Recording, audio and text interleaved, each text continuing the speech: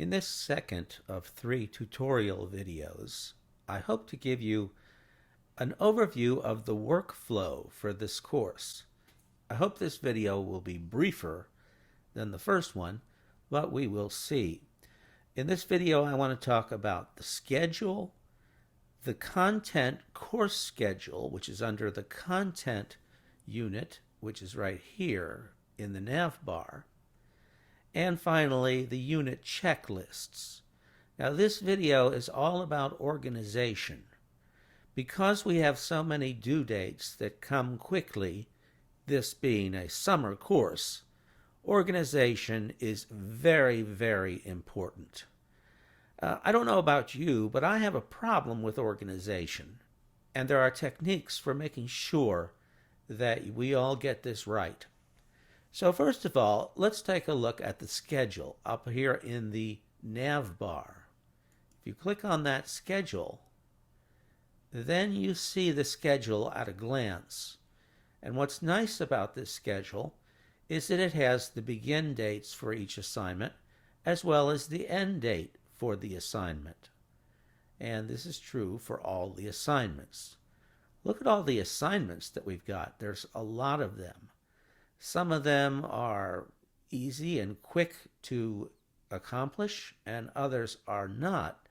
For example, with the quizzes, you might think a quiz is easy, but think again, because you have to do all the readings for the unit before you're ready to do a quiz. And the quizzes collectively are worth 30% of your grade. There are 7 of them, 1 for each unit. But now, that's the virtue of the course schedule. You see the assignments at a glance, you see their beginning and end date. This is not true for the calendar. Let's take a look at the calendar for a second.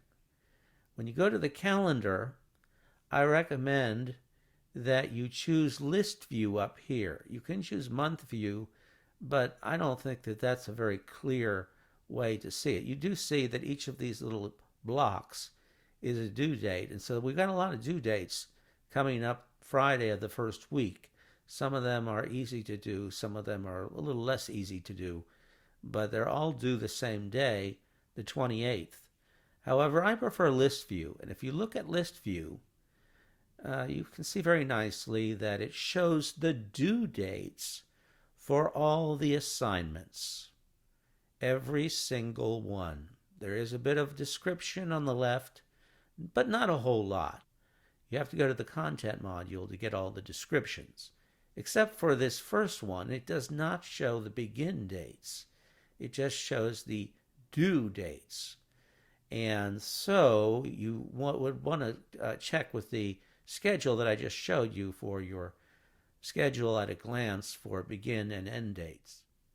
The big enchilada, as far as telling you the schedule, is under the content link here. So if you click the content link in the Navbar, and of course you see all the units laid out, and you can click on any of these units and get all the information about each one. But if you go up to this course schedule, this is a neat little hidden gem. And if you click on course schedule, you can see that there are 2 options, upcoming and full schedule. Upcoming is kind of nice because you see just a few of the assignments that are immediately due, very, very, very soon. But I prefer the full schedule. And if you click on the full schedule, this will always give you the full schedule of the course from the very beginning. This has everything in it that you could possibly want to understand how, when, and what each assignment is. You can see that we have the beginning of the course here. It shows the dates. It has a link to the assignment. It tells you when the assignment begins. It also tells you when the assignment is due. Now, sometimes it will have an end date, and the end date is not always the same as the due date. In this case, it is. But what the end date means is that although an assignment is due on the date it says it's due, May 28th, If the end date is later than the due date, that means you have an extra period of time to complete the assignment without penalty, even though it's overdue. But most of the time, the end date and the due date are exactly the same. So don't get too lax in approaching these due dates, because most of them mean exactly what they say they mean. All right, so you can see the beginning and the end of that, just as you can in the schedule, but you see everything. Here's a description of the assignment, each assignment. Here's a description of the introductions assignment. It tells you when it opens and closes. It has links to actually doing the assignment right here. This takes you to the discussion module. I mean, you could go to the discussion module up here at the top of the page under communications, and you can find that assignment. But it's already here as a link in this course schedule. So if we continue down, you can see everything. I'm not going to go through this whole thing because look how far we've scrolled down and we're still on the first week. But this is very valuable because it's a one-stop shop for all the information you need on each assignment. So I think that's pretty valuable. The final thing I want to talk about in this video involves the content. And if you go down and you click on a unit, let's click on Unit 1, you see that you have an advanced organizer that tells you something about the history of the unit. Of course, that's not the only reading you have to do for the unit. Here is a complete list of readings. So these are all readings here. Now what I wanted to show you is at the very top where it says Unit 1 Checklist. Now you notice that here is a progress bar, and it says that 9.52%, 2 of 21 topics have been completed. I don't know why it says that because, of course, the course hasn't begun at the time I'm making this video. But the progress bar will show if you've completed some of the topics. But let's go to the Unit 1 checklist. When we do that, we see that it shows you when everything is due. And as you complete each assignment, put a check by it.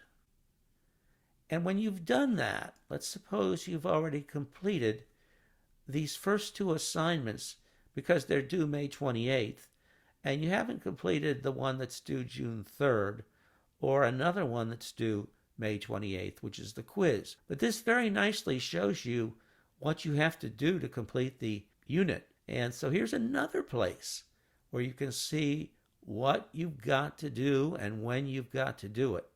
Once you've checked those, it assumes you actually have completed it. Then you can see that, oh, I've completed half of the assignments. You may go back to it a couple days later and have to be reminded. And you still need to do these 2. Don't check them until after you've submitted them, because then the information you see here will be misleading. But as you add the other one, there's 3/4 of the way. You finally take the Unit 1 quiz, and then you've got the whole thing complete. And you can be sure that you've done so in an organized way so you aren't confused. You don't want your confusion to be connected to the mechanics of the course. You want any questions you have to be solely focused on the content, the historical content of the course. And so I hope this has helped you understand the workflow for the course. And in our final video, we'll be looking at some special assignments and how they're dropped into the course in kind of weird places. But if you understand the method behind the madness, you will see that they are very well integrated in the course, and you will have a crystal clear understanding of the workflow of the course. So thanks for watching.